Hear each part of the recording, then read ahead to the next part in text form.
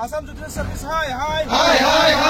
Amak nyai lagi boy. Lagi boy. We want justice. Justice. We want justice. Justice. Guwahati High Court, hi. Hi. Guwahati High Court, hi. Hi. Assam Sarkar, hi. Hi. Assam Judicial Service, hi. Hi. Assam Judicial Service, hi. Hi. Amak guru paper lagi boy. Lagi boy. Amak guru paper lagi boy. Lagi boy. Jai Buruh Hari ini. Jai. Jai Buruh Hari ini. Jai. Jai Buruh Hari ini.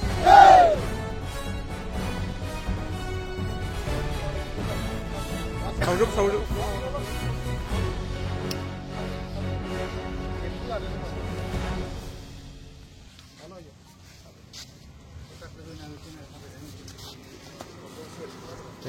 दुलाराय बर' फरायसा आफादनि दैदेननायाव मोनसे हाबाफारि लानाय जादों। बेनो जाहैबाय आसाम जुडिशियेल सार्भिस एबा आसाम जुडिशियेलनि साख्रियाव थार्ड ग्रेडनि साख्रियाव बर' रावखौ लानानै दुलाराय बर' फरायसा आफादा मोनसे डिमान्ड होबोबाय थादोंमोन जे बर' रावखौ 50 नाम्बारनि थाखाय बर' रावनि आनजादाव लिरनो थाखाय सुबिदा होनांगौ बेखौ होदोंमोन। बेयाव जाहैबाय 1 नाम्बाराव Assam judicial service grade 3 paper 5 mains आनजादाव 50 नाम्बार होनांगौ होननानै आसाम सरकार आरो गुवाहाटी हाइकर्टआव जोङो डिमान्ड होदोंमोन। 2 नाम्बाराव जाहैबाय junior administrative assistant district court official language प्रफिशियेन्सियाव 20 नाम्बारनि थाखाय बर' कुइसन पेपाराव लिरनानै जोङो जोंनि बर' स्टुडेन्टफ्रा लिरनो मोननांगौ होननानै जोङो डिमान्ड होबोदों। दा बे डिमान्ड होनायखौ दिनै आसाम सरकार आरो गुवाहाटी हाइकर्टआ दिनै नेवसिगारदों। जोंनि बर' राव 90 सिडिउलाव हाबनाय बर' रावखौ लानानै बिथांमोनहा जोंखौ नेग्लिजेन्सि खालामदों आरो बेयाव राजनिति खालामनाय जों नुबोनो मोनदों।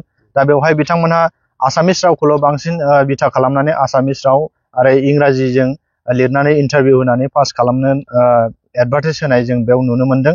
दा नोंथांमोननि निउज चेनेलनि गेजेरजों जों बेखौनो दिनै दुखु फोरमायदों आसाम सरकारनिसिम जे जोङो एथबां जोङो बिथांमोनखौ जों खावलायसो एथबां डिमान्ड होसेयावबो दिनै जोंनि बर' रावखौ बिथांमोना नेग्लिजेन्सि खालामनाय आरो बर' रावखौ बिथांमोना फोजोबस्रांनो नागिरनायाव जों दुलाराय बर' फरायसा आफाद हिसाबै एबा बर' हारि हिसाबै जोङो दुखु फोरमायदों। जाहाथे उननि समाव बिथांमोना जुदि बेबायदि हाबाफारिखौ लाबाय थायोब्ला बिनि फिथाइखौ बिथांमोना भुगिनो थाखाय थियारि जानो थाखाय जोङो दुलाराय बर' फरायसा आफादा खावलायदों। जिहेथु जोंनि बर' रावखौ आरो बर' हारिखौ लानानै बिथांमोना जि राजनिति खालामनाय बेखौ बिथांमोना दोननांगौ आरो जिहेतु बर' रावा 90 सिडिउलाव हाबबाय दा 90 सिडिउलाव हाबनाय रावखौ बिथांमोनहा जे नेग्लिजेन्सि खालामनाय बे रोखा ओंखारदों। दा बेनिखायनो 90 सिडिउलाव हाबनाय बर' रावखौ बिथांमोना मान होनानै जेरावबो साख्रिनि माबायाव इन्टारभिउफ्राव बिथांमोनहा बर'नि रावजों इन्टारभिउ लिरनो मोननाय आरो इन्टारभिउ होनो मोननाय बे सुबिदाखौ खालामनानै होनांगौ।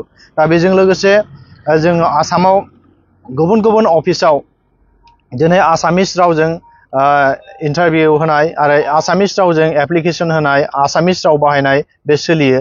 दा बेबायदिनो जोङो डिमान्ड होदों जोंनि बर' रावाबो जोंनि अफिसियेल लेंगुवेज हिसाबै जोङो जेरावबो जि जायगायाव बर'फोर थायो बे ओनसोलाव जोंनि बर' रावा सोलिनांगौ आरो लिरनो मोननांगौ आरो एप्लिकेसन सोलिनांगौ बर'खौ बाहायनांगौ होननानै जों डिमान्ड होबोबाय थादों। दा बिथांमोना बेखौबो जे गनायथि होनो नागिराखै। दा बेनि थाखाय बेखौ जुदि थाबैनो गोख्रोङैनो जुदि बिथांमोना मावफुंनानै होआब्ला आरो बेनिफ्राय बांसिन जोङो राजा लामायाव ओंखारनानै जोङो आन्दालन लानो बाध्य जागोन। दा बेनिखायनो आसाम सरकारनिसिम जों खावलायदों आरो गुवाहाटी हाइकर्टनिसिम जों खावलायहरदों जाहाथे बे एडभार्टाइजफोरखौ नटिसफोराव जे बर' रावखौ गोख्रैनो बाहायनांगौ बेखौ बिथांमोननिसिम खावलायहरनाय थाबाय।